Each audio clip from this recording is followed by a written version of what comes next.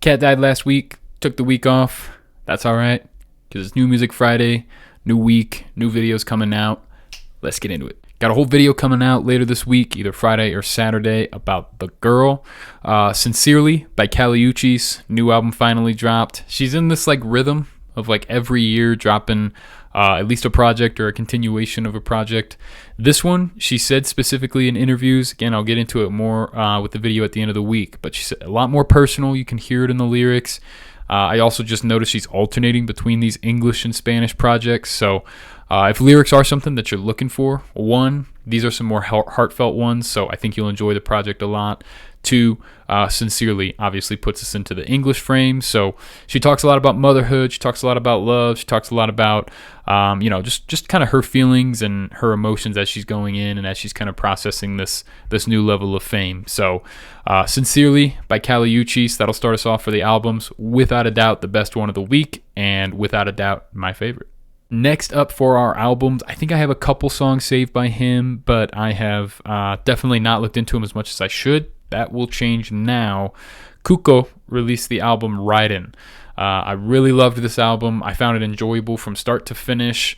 There were some songs that were more upbeat, more poppy, a little bit better for the sunshine and kind of getting stuff done through the day. A couple songs that were great singer-songwritery feelings that felt like, an Ivan Cornejo. He's got some Spanish songs on here. He's got a lot of English songs on here. I don't know what the ratio, I want to say it's like maybe 60-40 English songs, something like that.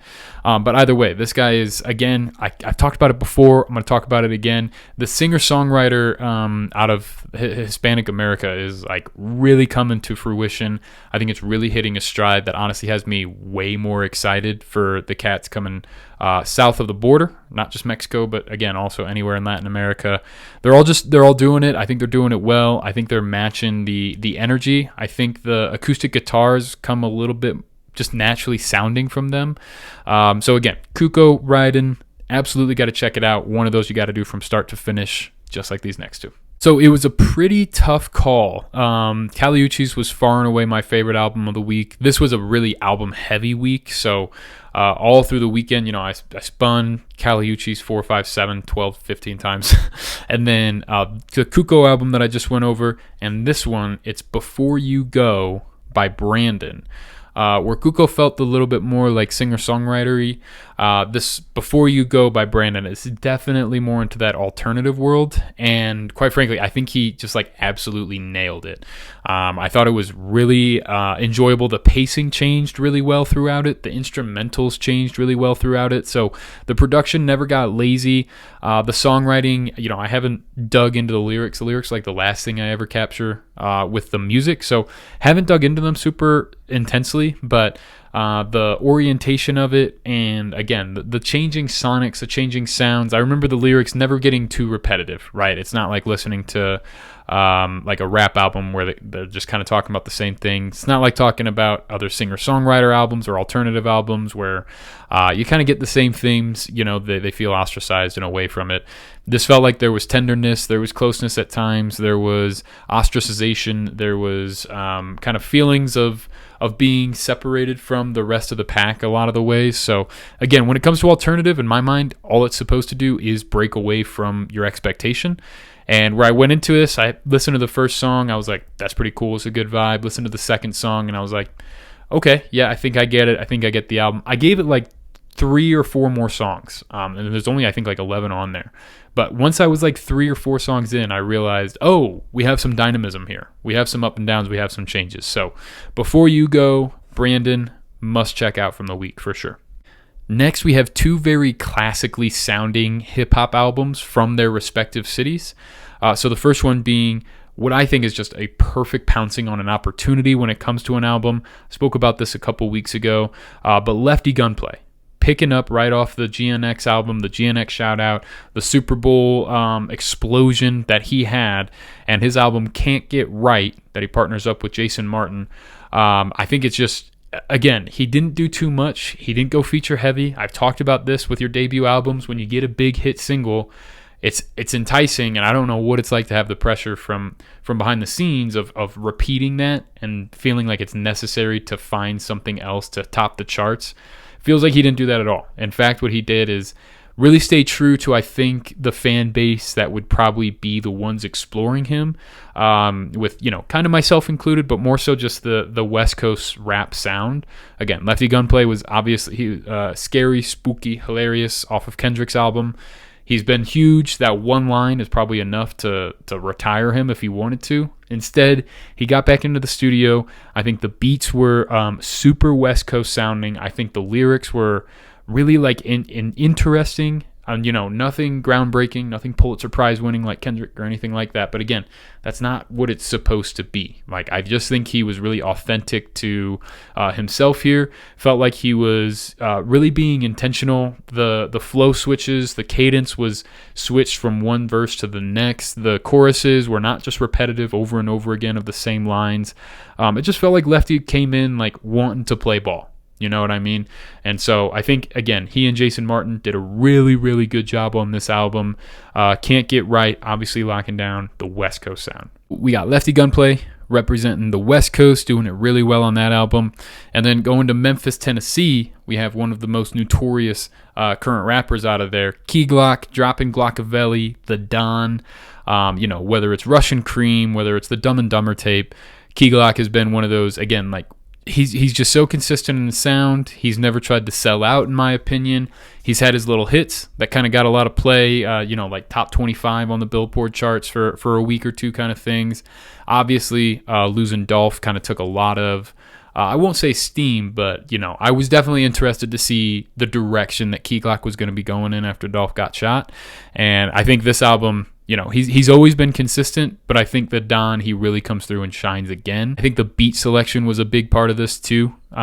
His lyrics have always been what they are, right? They're never anything I'm going into. His songs are, he's in that kind of rapper realm where the lyrics are, I almost don't care at all. But the beat is so good. His voice is so iconic. It's so distinctive to Key Glock. And I think, with not being able to talk about this last week, he just released the deluxe. It was 3 bonus songs. I think that's the one thing I'd take away from this is, I'll say it 100 times if I have to. I don't think any album almost, exceptions prove the rule, obviously. No album needs to be more than 14, 15 songs. 16 at the absolute most if you got an intro, an outro, a couple interludes, something like that. I think the original was 19, and then he tacked on 3 more. Maybe it was 16, then tacked on to 19. But even then, again, if you're not bringing anything on a lyrical basis, then just my opinion when it comes to an album, keep it on the shorter side. I'm all about make your money. If that really makes more money having 19, 20 songs on it, then I guess go ahead, do it. For me, this album was one of those where if it was like 12 songs, I probably would have went through. I probably would have saved it as like an album that I'm going to work out today. You know what? I'm going to play Glockavelli, The Don, throw it through. Because there was too many, I kind of had to narrow it down to like my favorite 4 or 5 that were really, really great. I love those a lot. I'm always going to check out Key Glock. He's always going to be somebody I recommend. If you haven't gone back in his discography, again, Dumb and Dumber, anything with Young Dolph, start with Russian Cream. He's just so consistent. He's been doing it so long. You got to give him flowers. Moving on to the singles of the week. Like I said, super album heavy, but there were like 5 or 6 I wanted to point out real quick. First one being Milagros by Karol G. Karol G, Becky G, I don't care. Kenny G. If you got a G in your last name, for some reason that just works. Sheffield G.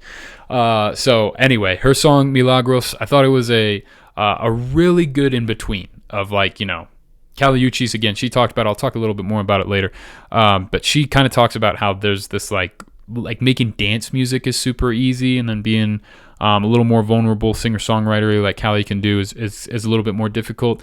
And Karol G, I'm finding her kind of finding this place in the middle, definitely more towards the dance side, but also it's getting to be summertime. We got to start dancing at some point. So I think this is a really good introduction. If I was going to put it in a playlist or somewhere in my mind, I would put it as one of those first 10 songs you put on a dance party playlist where everybody's still getting their drinks. You're kind of trying to get them to go a little bit like that. And then she has other songs in her discography that really get it going. But again, with these, I want to say Colombian, but I'm not sure.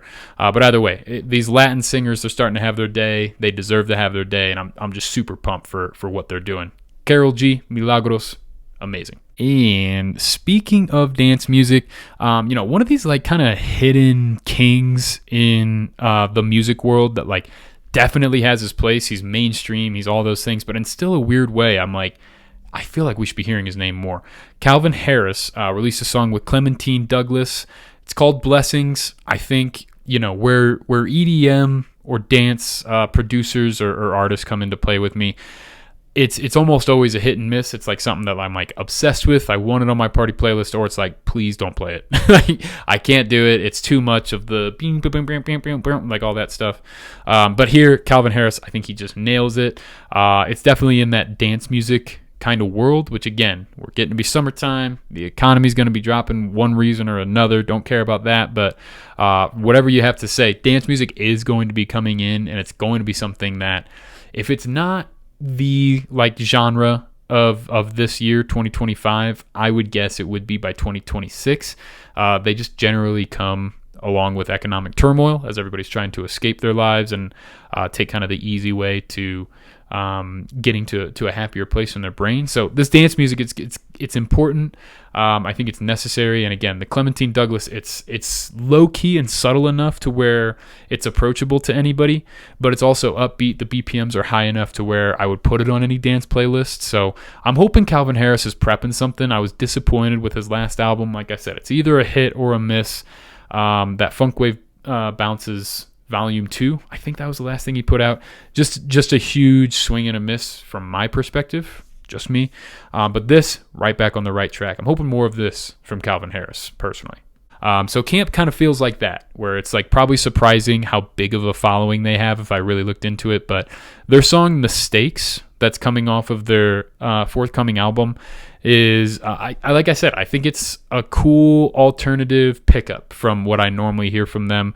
Picked up the pace a little bit. They're picking up the like artistry a little bit, a little less hidden in the cave, a little bit more playing outside in the sun at a bar and like kind of giving people the live music. So again, Mistakes by Camp. Honestly, this is a really good execution of a single, because now I for sure will be checking out their album. Whereas if they release something slower, maybe a little bit more comfortable to what they are used to putting out there, I probably would have ditched the album entirely. But I don't know when it's coming out. Now when it does, I'll probably get the alert on it and I'll be there. So dance music, Hispanohablante music. Then along with summertime, all these things, the fun comes out. It's less about like, let me dive into these lyrics, let me think about something that is super big picture and worldly. Summertime, I'm like, man, give me the vibes, give me the times. And Rayona does that perfectly with the song Craze. Again, nothing to dissect and try to divulge the lyrics. It's just a fun little song, and these Afrobeat songs are a perfect introduction to summer. The second they start playing after work on the weekends, I'm down, I'm ready, my troubles are behind me, just like the Calvin Harris dance music, just like the Latin music coming out, Karol G, Uchis. Really just kind of break me out of how my brain's normally working. Give me a different synapse to fire. Let me like kind of get distracted by the meaningless parts of the world, the one night stands, the drinking, the party, and the stuff like that. Just let me like kind of be absorbed by that, so that I don't have to think about really dense lyrics or really dense concepts or background stories and research to go into it. Rayona, Craze, enough said. Pretty much right for the same reason too. Amara, Me and You. Just again, it's more upbeat, it's fun. Not every Afrobeat song I hear, if it sounds repetitive or if the lyrics are I hate repetition. It's got its place. If it's done correctly, it can be really cool. But the same word over and over again, the same sound over and over again, the same drum loops over and over again. No matter what genre, no matter what artist, no matter what they're doing, it's gonna get boring. But Amara, Me and You, it kind of walks that line perfectly enough. The voice inflection is also really important to me when it comes to this international music, because that kind of like tells me the emotions without me having to understand the local slang or the dialects or the language in general at all. So again, really nothing to dive super much into, but as I'm kind of putting these new musics together, go onto the playlist, add them onto yours. Me and You, Amara, just a good vibes, good feeling, middle of the day, maybe getting stuff done, maybe just got stuff done and you're kind of just sitting having a drink, it's right there for you. Then rounding it off, I have another alternative single from an upcoming album. This one, though, Mountjoy is the group. I have, a few of their songs saved. Alternative, again, usually an album, it's just a me personally thing. I usually can't do a whole album of it. I know that's ironic because I talk about the alternative genre a lot. I really enjoy them in the moment. I like them for 10, 15 minutes at a time. Maybe that's what it is, because I live in Colorado, it's so sunny all the time, and the weather dictates what music I listen to quite a bit. So again, this Mountjoy it's not quite the alternative that I would expect, though. It's not gloomy or singer-songwritery. It felt really the album title that's coming up is Hope We Have Fun, and that's what this felt like too. The Lucy song that I'm referring to also reminded me a lot lyrically of Lucy in the Sky with Diamonds. I don't know if that was intentional. They talk about Lucy, they talk about her being in the sky. They kind of make some broad allusions to LSD, obviously Lucy Sky Diamonds. But I just think it was a really fun take, and Mountjoy does this a lot. Their last project I was a fan of, didn't save a whole lot of it, but I remember listening to it once and being like, that was enjoyable and it was enough. So not much replay value that comes out of these, but Lucy, on the other hand, was a little bit more upbeat, a little bit more fun. That I probably will be adding somewhere into my mood playlists. I think it would probably fit into like a Sunday morning, Sunday midday cleaning kind of type and vibe, because it gets you going enough. It's fun. Nothing that you're thinking about or getting distracted by or leaning on your broom, like trying to think about what was going on. So that's what we're going to end it on. Lucy by Mountjoy off their Hope We Have Fun upcoming album. Again, it sounds like they literally are saying they hope we have fun. I think it was a lot of fun. So that's what it is there. So I'm going to start putting these out. A little bit more informal album reviews are going to be coming as well. And then also going to start experimenting with some 1-minute shorts when it comes to album reviews, songs. These new music videos might turn into 1-minute shorts, but I just can't, for the fucking life of me, shut up. So I like the longer style videos. They allow me to just kind of brainstorm, show off the kind of way my brain thinks when it's coming to the music and everything. But like I said, just had to take a week or 2 weeks off. I was putting my cat down, and then from now on, going to be more consistent, going to be more fun. I'm just building and building and building. Just wanted to stop. I don't say it very often, but I really do appreciate anybody who's tuning in. If you know me personally, if you don't know me personally, either way, I really enjoy doing this, and I'm hoping to be able to do it more and more and more. So when I see what's kind of working, what people are enjoying, trust me, I'm going to try to put out as much content as I can. And again, informalize it a little more. I'll still have my time for essays. My brain just works like that, but really want to start hitting more albums, more artists, the things that I feel like I can bring to the world. That's what I'm going to do. So appreciate you. Find the music. Peace and love. Till next time.